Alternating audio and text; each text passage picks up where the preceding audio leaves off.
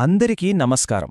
Victory with ash community ప్రయాణం ఎట్టకేలకు మొదలైంది. ఈరోజు మనం రెడ్ ఫర్న్ గారు తన లైవ్ విత్ రెడ్ బ్రాడ్కాస్ట్లో పంచుకున్న కీలకమైన విషయాలు ఏంటో వివరంగా చూద్దాం. ఎంతో ఆసక్తిగా ఎదురుచూస్తున్న ఈ కొత్త ప్రయాణం మనందరి కోసం ఏం తీసుకురాబోతోందో తెలుసుకుందాం. చూడండి, ఓ న్యూస్ 18 హెడ్లైన్ ఇదే: విక్టరీ విత్ యాష్ తన తలుపులు తెరిచింది. ఇది కేవలం ఒక వార్త కాదు, ఎన్నో రోజుల ఎదురుచూపులకు దొరికిన సమాధానం, ఒక సరికొత్త అధ్యాయానికి ఆరంభమన్నమాట. సరే, ఇప్పుడు ఈ లాంచ్ గురించిన వివరాల్లోకి వెళ్దాం. అసలు మొదటగా ఎవరికి అవకాశం దక్కింది? దీని వెనక ఉన్న ఆలోచన ఏంటి? ఇక్కడ గమనించాల్సిన విషయమేంటంటే, ఈ లాంచ్ అనేది అందరికీ ఒకేసారి జరగలేదు.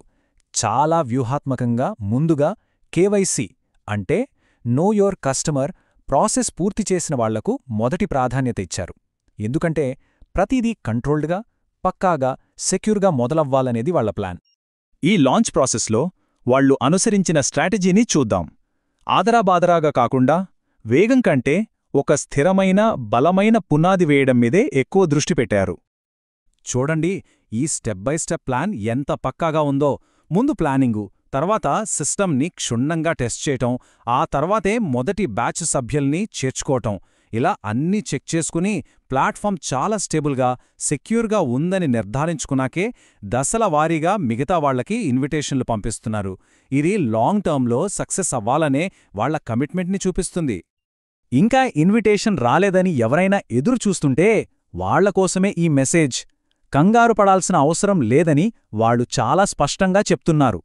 అందరికీ ఒక మంచి ఎక్స్పీరియన్స్ ఇవ్వడానికే ఈ ఫేజ్డ్ లాంచ్ అన్నమాట. ఇక్కడ మనం గుర్తుపెట్టుకోవాల్సిన ఒక ముఖ్యమైన విషయముంది. ఇది ఒక రేస్ కాదు, పోటీ అంతకన్నా కాదు.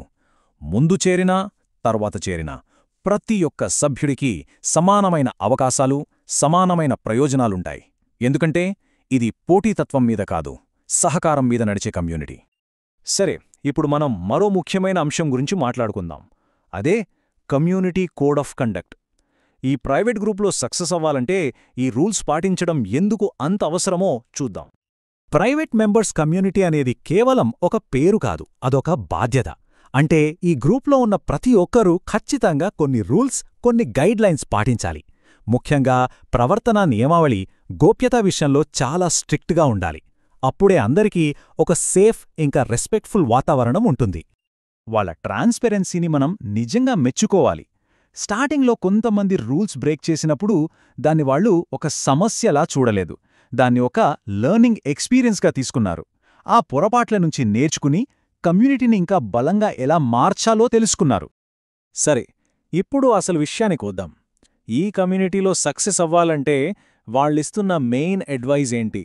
సరైన టీంను ఎంచుకోవడం ఎంత ముఖ్యమనే దానిపై ఇప్పుడు దృష్టి పెడదాం. జర్మనీ లీడర్ అయిన ఆంజీ హాన్ చెప్పిన ఈ మాటలు వినండి. కేవలం చేరడం కోసమే చేరవద్దు. ఎంత పవర్ఫుల్ మెసేజ్ కదా! ఈ కమ్యూనిటీ ఉద్దేశం కేవలం నంబర్స్ని పెంచుకోవడం కాదు, అర్థవంతమైన, బలమైన కనెక్షన్స్ నిర్మించుకోవడం. మరి సరైన టీంను ఎలా ఎంచుకోవాలి? దానికి కొన్ని సూచనలు ఇచ్చారు. మనకు స్ఫూర్తినిచ్చే వాళ్లను, మన ఎదుగుదలకు హెల్ప్ చేసే వాళ్లను ఎంచుకోవాలి. ప్రపంచంలో ఎవరితోనైనా కనెక్ట్ అయ్యే ఫ్రీడమ్ మనకుంది. కానీ అన్నింటికన్నా ముఖ్యం మ్యూచువల్ రెస్పెక్ట్, కామన్ గోల్స్ ఉండాలి. ఈ కాన్సెప్ట్ చూడండి, ఎంత సింపుల్గా, క్లియర్గా ఉందో. క్వాలిటీ ఎప్పుడూ క్వాంటిటీని మించిపోతోంది. మన లక్ష్యాల పట్ల నిబద్ధత లేని 100 మందితో ఏం లాభం? దాని బదులు మనతో కలిసి నడిచే ఒక్క కమిటెడ్ పర్సనున్నా చాలు. ఇక మనం ముగింపు దశకు వస్తున్నాం. ఈ విక్టరీ విత్ యాష్ కమ్యూనిటీ వెనుక ఉన్న అసలైన ఫిలాసఫీ ఏంటో ఇప్పుడు చూద్దాం. ఏ సక్సెస్ఫుల్ వెంచర్కైనా ఫౌండేషన్ ఏంటి? ఈ కమ్యూనిటీ ప్రకారం అవి 3 పిల్లర్స్. అవేంటంటే ట్రస్ట్, కమిట్మెంట్, ఇంకా కోఆపరేషన్. అంటే విశ్వాసం, నిబద్ధత, సహకారం. ఈ 3 లేకపోతే ఏ బంధమైనా, ఏ బిజినెస్ అయినా నిలబడటం కష్టం. సో ఫైనల్ మెసేజ్ ఇదే. ఇదేదో ఫినిష్ లైన్ కోసం పరిగెత్తే పరుగుపందెం కాదు. జాగ్రత్తగా, ఒకరినొకరు అర్థం చేసుకుంటూ, గౌరవించుకుంటూ, ఐక్యతతో ఒక బలమైన కమ్యూనిటీని నిర్మించుకునే ఒక ప్రయాణం. సో మనం చూసిందేంటంటే, విక్టరీ విత్ యాష్ అనేది కేవలం ఒక ప్లాట్ఫామ్ కాదు, అదొక ఫిలాసఫీ. ప్రతి అడుగు చాలా జాగ్రత్తగా, ఉద్దేశపూర్వకంగా అందరి సహకారంతో ముందుకు వెళ్తోంది. మరి ఈ అద్భుతమైన ప్రయాణంలో మన పాత్ర ఏంటి అనే ఆలోచన రేకెత్తించే ప్రశ్నతో ఈ విశ్లేషణను ముగిద్దాం.